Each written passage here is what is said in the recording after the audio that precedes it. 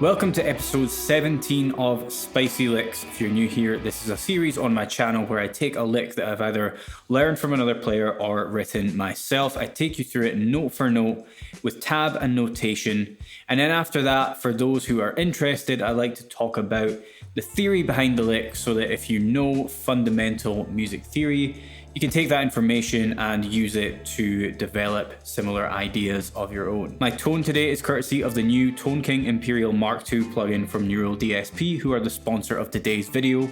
Download my preset and a free trial of the plugin via the links in the description box. Today's lick is one that I wrote myself. It's from a solo that I recorded for another recent YouTube video of mine, and it's a slippery, slidey, bendy thing in E major that sounds like this.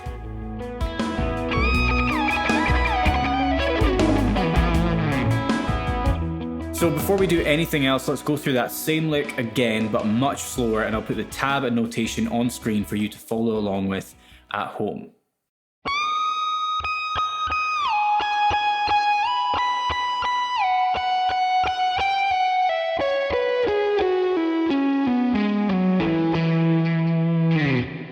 Alright, so we're in the key of E major, and the scales involved are the E major and major pentatonic scales. Now I hear this lick as two separate parts, the first of which is this,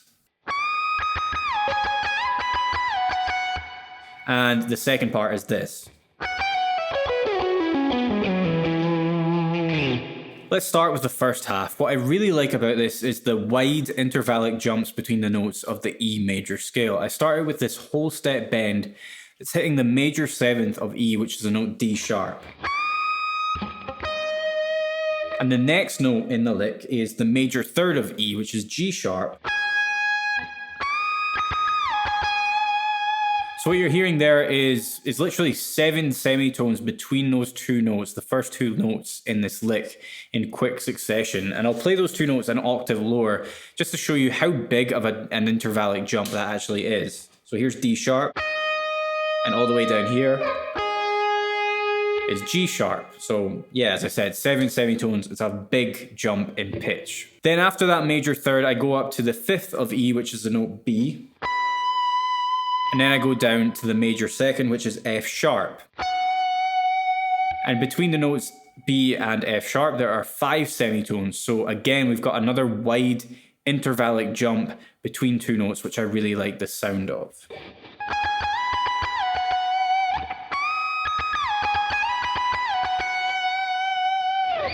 Now let's look at the second half of the lick, which, just to remind you, goes like this. Now, in terms of the theory there's not that much going on. It's really just a fast descending major pentatonic run that to me sounds reminiscent of something that someone like Matthias Azzato or Larry Basilio or Jack Thamarat might play. It's taking you through 3 positions of the E major pentatonic scale. It starts out in this one.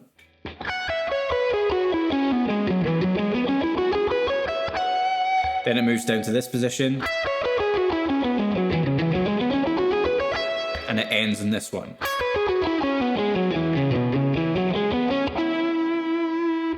The start of that passage features a note that isn't found in the E major pentatonic or E major scales. And that's this note here at fret 15. That's a G. That's the flat 3rd of E. And if you know your scales, you'll know that major and major pentatonic scales have a major 3rd, not a flat 3rd. But the reason I add that note in is a very guitar player exclusive thing. Because of how the guitar works as an instrument, we often have to memorize things like scale positions to navigate the fretboard and not get lost on it. And when you spend years playing the same scale positions, you tend to develop habits around those scale positions. The thing about major pentatonic scale positions is that, visually speaking, they look identical to minor pentatonic scale positions. So this major pentatonic scale position, if you forget about root notes and intervals and just look at it purely as a shape, it's identical to this minor pentatonic scale position. And something almost every guitar player does when improvising with the minor pentatonic is they'll add in flat 5s to make it the blues scale like this. Now, a flat 5 would be found here in this position of the minor pentatonic. So a lot of players develop the habit of including that note in their licks, and if they're in that position of the scale, they'll often hit that flat 5 on the high E string. Now that habit crosses over into the major pentatonic scale because the scale positions look identical. At least for me, it's a habit that crosses over. I'll often hit those notes in major pentatonic licks that are technically flat thirds, but in a minor pentatonic context, they would be flat 5s. So that's why I'm including that note at the start of this major pentatonic scale run.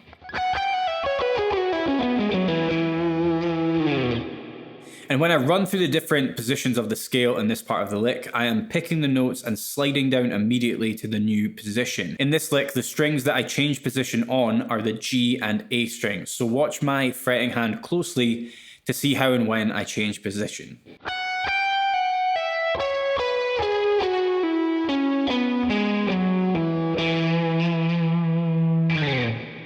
Now, I've got one bonus lick to show you before I go, but before I do that, I want to talk about my tone. So I'm using the new Tone King Imperial Mark II plugin from Neural DSP, and the preset that I recorded with called Roscoe's Lead, it uses the lead channel of the amp with the overdrive 1 pedal running in front of it in the pre-effects.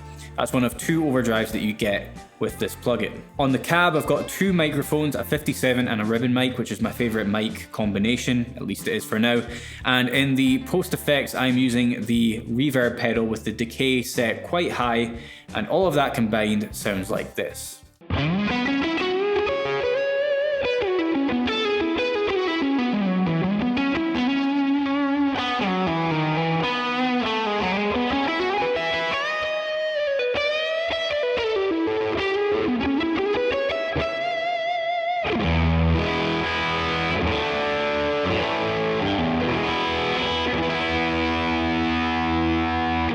This plugin in particular is one of my personal favorites from the Neural DSP lineup. I've been using it on a lot of recordings lately, and if you want to try it out for yourself for free, you can download your free trial of the plugin along with my presets via the links in the description box. Thank you to Neural DSP for sponsoring another video, and let's get back to the lesson. Alright, the bonus lick for today is deliberately very similar to the first, and it goes like this.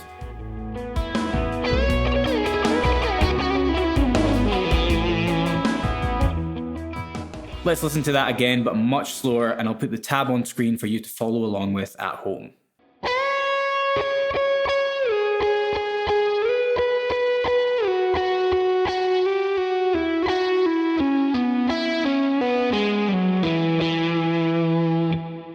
If you enjoyed this free lesson and you want to learn more about my approach to guitar playing, check out my website, bulletproofguitarplayer.com, which is linked in the description box.